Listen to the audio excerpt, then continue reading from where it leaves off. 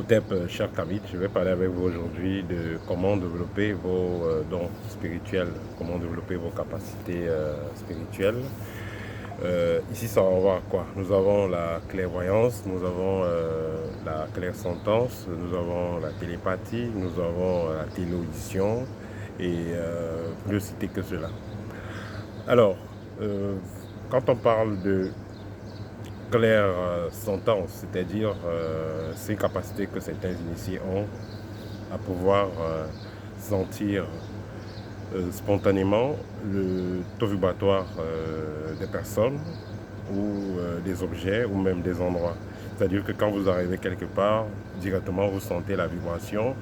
Est-ce que cet endroit a une énergie positive? Est-ce que c'est une énergie négative? Vous le sentirez spontanément. Pareil, quand vous avez un objet par exemple qui vous est donné, une fois que vous avez l'objet dans les mains, vous sentirez directement est-ce que cet objet a une énergie positive ou négative. Si l'objet par exemple est envoûté, vous le sentirez spontanément. En ce qui concerne la clairvoyance, c'est la capacité de voir dans le plan invisible, la capacité de voir les énergies. Ça commence généralement par la capacité, par cette faculté-là que vous avez de commencer à voir le champ magnétique autour des personnes, l'énergie qu'il y a sur le corps des personnes. Par exemple, vous voyez quelqu'un qui passe là, et à côté de lui, vous voyez donc comment son corps est englobé d'une certaine énergie. Les gens vont appeler ça l'aura, mais plus techniquement, c'est le corps énergétique. Donc vous êtes capable de voir le corps énergétique des personnes. Après, vous allez voir l'aura avec les couleurs, ainsi de suite.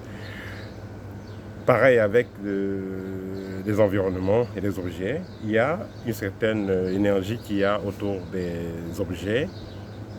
Il y a une certaine énergie qu'il y a dans des maisons. Vous entrez dans une maison. Il y a, si vous avez donc la clairvoyance qui est développée, vous allez voir dans cette maison-là, sur les murs, comme une petite vapeur, comme une petite fumée, voilà, qui renvoie donc aux mémoires, c'est-à-dire tout ce qui s'est passé dans ces maisons-là, s'il y a eu des événements traumatisants, s'il y a eu des événements positifs, tout ça va rester dans ces maisons-là. Et en ce qui concerne les vieilles maisons, c'est souvent beaucoup plus facile de le voir que dans les maisons qui sont nouvelles.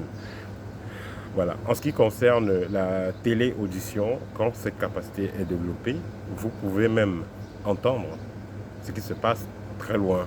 Vous pouvez entendre ce qui est dû sur vous. Vous pouvez entendre ça. Vous êtes chez vous dans un lit au Cameroun en train de dormir. Il y a quelqu'un qui est par exemple au Tchad en train de mal parler de vous. Si vous êtes bien détendu, vous allez entendre exactement ce qu'il est en train de dire. Ça, c'est la claire audition qui pourrait être aussi liée quelque part à la télépathie. Nous avons donc parlé dans la claire sentence, il y a la clairvoyance, il y a la claire voilà, il y a la claire audience. Vous ne citez que cela. Ça, c'était l'exemple de quelques capacités spirituelles. Alors, il faut noter que certains gens vont naître avec le don spirituel à la base. Parce qu'on pourra dire quelque part que c'est ce qu'ils ont développé dans les réincarnations passées. Donc certaines personnes sont nées avec certains chakras un peu plus chargés que d'autres. Et aussi il faut comprendre que si par exemple la période que vos parents vous ont procréé, si à cette période-là, les parents aussi travaillaient spirituellement sur eux, ça va faciliter donc que vous puissiez venir avec des capacités. Parce que parmi les ancêtres qui doivent revenir, parmi les enfants que vos parents devraient accoucher, c'est ceux qui seront assez près, qui sont dans le monde spirituel, ceux qui sont assez près parmi ces ancêtres-là, c'est ceux qui seront assez près qui viendront en priorité. Donc, si les parents se sont bien préparés vibratoirement, il est clair que les enfants qui vont venir avec des capacités. Mais le problème qu'il y a, c'est que la société dans laquelle nous vivons est une société qui est contrôlée, généralement contrôlée par des entités iséphétiques, par des groupes iséphétiques, ce qui fait que ils vont veiller à ce que les enfants qui naissent ne puissent pas avoir toutes leurs capacités au complet. Vous avez par exemple dans certains pays, quand l'enfant naît, l'État va confisquer le placenta. Voilà, on ne sait pas le pourquoi. Vous avez des cas même où le cordon ombilical, le placenta et tous ces trucs-là qui viennent avec l'accouchement, tout ça est confisqué. Voilà, vous n'allez pas savoir le pourquoi. Vous avez des cas où on va plutôt favoriser les accouchements par césarienne, alors qu'on sait très bien que ce n'est pas très bien énergétiquement pour l'enfant. Vous avez tous ces cas-là. Donc la société dans laquelle nous vivons est assez complexe. Et puis ceux-là font donc, ceux qui gouvernent là vont faire le maximum pour maintenir les gens dans une certaine matrice sous contrôle. Pourquoi? Parce qu'ils savent, si jamais nous avons de plus en plus de personnes éveillées, ça fera en sorte que ces personnes-là perdent le pouvoir. Parce que si on a de plus en plus de personnes éveillées, elles vont commencer à faire un contrepoids à l'ordre établi sur place. Donc voilà.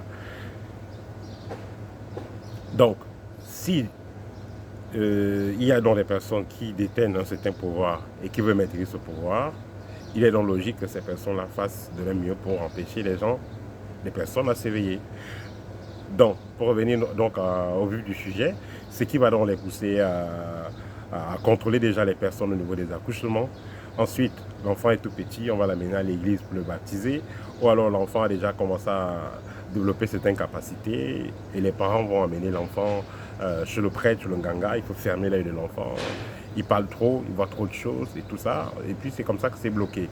En plus, vous allez voir de nos jours, les enfants, on les gâte avec les sucreries par exemple. Un enfant a 5 ans, 6 ans, s'il n'a pas le jus dans son sac, il ne part pas à l'école. Il refuse de partir. Il veut quoi? Il veut le jus. Il veut quoi? Il veut les saucissons. Il veut quoi? Il veut les trucs avec mayonnaise. Il veut les bonbons des autres. Tout ce qui va baisser son taux vibratoire, tout ce qui va fermer ses chakras. Ce qui fait donc que quand l'enfant est petit, il a beaucoup plus de chances d'avoir ses capacités extrasensorielles actives, donc ressentir facilement, voir facilement des choses. Mais avec le fonctionnement de la société, déjà l'enfant sera pollué au niveau de son alimentation, de ce qu'il va manger, ce qu'il va boire. Ensuite, il sera pollué aussi mentalement. On lui fait comprendre que non, tout ça, ça n'existe pas, c'est du n'importe quoi. Comment tu crois que tu peux entendre ce qui se passe de l'autre côté? Est-ce que tu peux voir ce qui s'est passé dans la nuit? Tout ça, c'est les illusions. Donc voilà ce qu'on fait comprendre à l'enfant. Et en plus, on va l'amener à l'église, on va l'imposer à faire certains rites. Et ces rites-là vont bloquer ces capacités-là. Et pour finir, l'enfant sera vide. C'est pourquoi la plupart des personnes n'ont pas ces capacités-là actives. Alors, comment activer ces capacités-là? Premièrement, moi je conseille toujours de faire du sport. Faire le sport, ça vous permet de vibrer haut. Et en plus, quand vous commencez déjà la spiritualité, quand vous faites le sport, ça fait le cœur va battre fort. Le sang aussi va tourner. Donc ça permet que l'alimentation que vous avez pris, la nouvelle alimentation que vous avez pris, aide à changer rapidement votre sang. Donc, vous devez faire du sport.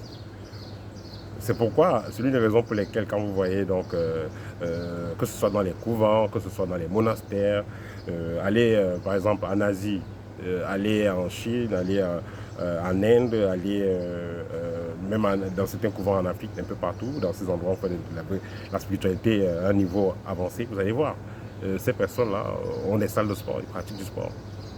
Parce que c'est très important, c'est incontournable. Il ne peut pas avoir un esprit fort dans un corps faible. Si le corps est faible, il ne peut pas supporter un certain niveau de vibration.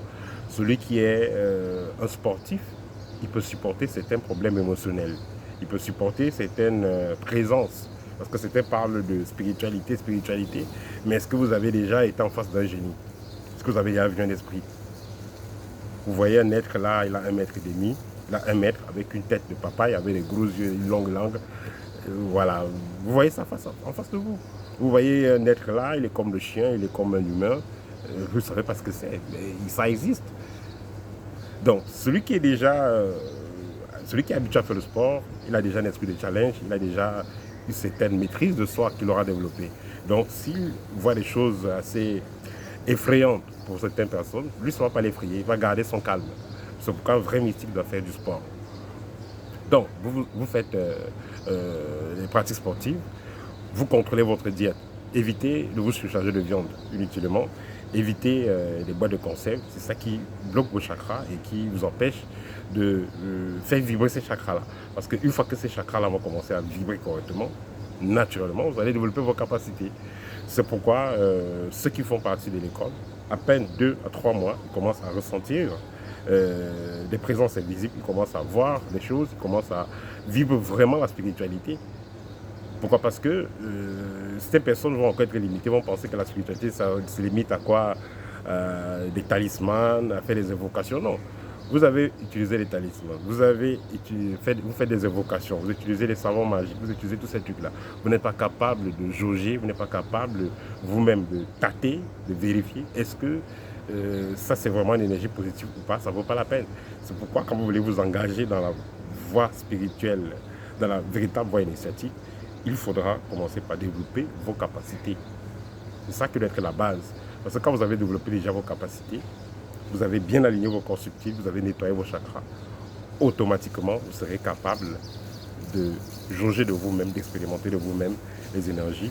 Est-ce que ça c'est bon pour moi? Est-ce que c'est pas bon pour moi? Et c'est ça qui m'a permis d'éviter beaucoup de choses dans mon parcours. Parce qu'une fois que ces capacités-là étaient déjà activées, je pouvais moi-même savoir est-ce que ce livre est bon pour moi? Est-ce que ce livre n'est pas bon pour moi? Est-ce qu'appeler cet esprit-là est bon pour moi? Est-ce que c'est pas bon pour moi? Voilà, c'est très important. Donc, ça c'est la base que vous devez mettre en action si vous voulez développer vos capacités extrasensorielles. Et pour finir, il faudra faire de la pratique. Donc, comme j'ai dit, premièrement, faites du sport. Deuxièmement, vous allez contrôler votre alimentation et votre diète. Et troisièmement, c'est de la pratique. Vous n'allez pas développer vos capacités extrasensorielles si vous ne faites pas de pratique. Vous n'avez pas besoin d'utiliser un talisman ou un objet particulier. Ce que vous devez faire, c'est la pratique. C'est-à-dire, vous allez apprendre donc à faire de la méditation. La méditation sera très importante. Parce que tout le temps, on est là, on parle, on est en action, on bouge. Mais il faudra parfois faire de la méditation, c'est-à-dire vous communiquer avec vous-même. Vous restez donc, vous choisissez un endroit calme et paisible, vous restez immobile, vous restez silencieux, vous fermez les yeux. Ça vous permet d'entrer en vous-même et de vous connecter à votre partie spirituelle. Donc, vous faites de pareilles pratiques, ce sera très important pour développer vos capacités. Combien de personnes, je vous pose la question, vous qui me suivez, combien de minutes vous consacrez à vous-même par semaine? Beaucoup ne font même pas une minute pour eux-mêmes. Parce que tout le temps, vous êtes soit en train de manger, soit en train de danser, soit en train de marcher, soit en train de bouger, soit en train de travailler, soit en train de dormir, soit en train de faire l'amour et tout ça. Donc, vous n'avez pas le temps pour vous-même. Donc, prenez 5 à 10 minutes par jour pour vous-même. Vous restez dans l'immobilité, vous restez dans la méditation. Il y a plusieurs formes. Dans la basique, c'est quoi? Vous vous asseyez convenablement et vous respirez profondément. Et les bases pour une bonne méditation, c'est quoi? Premièrement, vous êtes dans un endroit calme et silencieux. Deuxièmement, vous êtes vous-même préparé, c'est-à-dire que vous êtes à jeûne, vous avez mangé, ça fait 2 à 3 heures. Ensuite, il est important que vous puissiez ne pas être perturbé. Voilà. Vous n'êtes pas perturbé, vous êtes dans un endroit calme. Et là, vous allez donc commencer à respirer profondément et à vous écouter vous-même. Voilà, c'est ça que vous devez faire pour développer une bonne, méditation. Ensuite, il y a d'autres variantes. Vous pouvez, pendant que vous faites votre méditation, essayer d'écouter, par exemple, si vous voulez développer, par exemple, clair, l'oreille psychique, la téléaudition. Vous pouvez, par exemple, mettre une montre, voilà, la montre, vous la déposez légèrement loin de vous et vous allez essayer d'entendre comment la montre, comment le bruit passe là. Tic, tac, tic, tac. Vous pouvez essayer de le faire pour développer la clairaudition. Voilà, pour développer la clairvoyance. Voilà, ce que vous allez faire, vous pouvez prendre un bout de papier tout blanc, un format de papier tout blanc, vous faites un point à peu près de 10 cm, un point tout noir, vous mettez et vous le fixez avec les yeux ouverts. Vous pouvez aussi utiliser la méthode de la bougie blanche, vous mettez une bougie blanche ou une bougie violette, vous l'allumez et vous la fixez pendant 5 à 10 minutes. Et après, vous allez fermer les yeux pendant 3 minutes et continuer à voir cette lumière-là. Et l'autre méthode, c'est quoi? C'est le soleil. Vous allez dans un endroit assez ensoleillé, vous vous couchez et vous fermez les yeux. Imaginons de fixer le soleil et vous demandez au soleil de nettoyer votre troisième œil. Donc voilà les 3 méthodes que vous pouvez utiliser pour développer votre troisième œil. Et pour la claire sentence, c'est assez simple. Vous allez prendre deux objets. Vous pouvez prendre de côté, vous avez un bol de sel. Et de l'autre côté, vous avez un bol où vous avez mis quelque chose qui vibre un peu moins.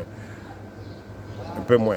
Vous allez prendre, par exemple, de l'autre côté, un bol, par exemple, vous avez mis des graines de riz. Et vous allez fermer les yeux. Prendre la main gauche, passer sur le sel. Prendre la main gauche, passer sur le riz. Prenez la main droite, passez la main droite sur le sel, passez la main droite sur le riz. Et vous allez ressentir la différence. Mais c'est plus facile avec la main gauche. Mais il y a des gens aussi qui sont différents, vous savez, les gens sont différents. Mais pour la plupart des personnes, c'est plus facile avec la main gauche. Qu'est-ce que vous allez ressentir? Quand la main sera sur le sel, vous allez ressentir une certaine pression de l'énergie. Vous allez ressentir cette pression parce que le sel vibre assez fortement. Quand vous allez mettre la main sur le riz, vous allez ressentir moins de pression ou rien du tout. Donc c'est comme ça que vous développez votre clair ressenti. Comme je vous l'ai dit, on développe les capacités extrasensorielles avec la pratique. Voilà, j'espère que cette vidéo va beaucoup vous aider, vous qui faites des recherches. Si vous voulez en savoir plus, si vous voulez un suivi personnel et direct avec moi, vous pouvez suivre l'une de nos formations. Développement des capacités sensorielles et contact avec les êtres invisibles ou la formation complète. Je rappelle que les formations se font chez nous en privé. Donc moi personnellement, je forme tous mes étudiants. La formation se fait en privé et en visioconférence. On ne fait pas des formations de groupe. Tout ce qu'on fait est confidentiel, c'est en privé. N'hésitez pas à me contacter si vous avez besoin d'une consultation. Peut-être que vous avez déjà pris votre voie spirituelle et une voie initiatique et vous êtes bloqué, vous ne savez pas quoi faire. Peu importe la voie initiatique que vous avez prise, j'ai un parcours assez intéressant. Peu importe le parcours initiatique que vous avez pris, je pourrais vous apporter mon aide. Donc voilà, peu importe l'école de mystère dans laquelle vous êtes. Vous êtes coincé quelque part, vous avez des préoccupations, n'hésitez pas à prendre une consultation. Partagez la vidéo, ça va aider. Au TEP et à très bientôt.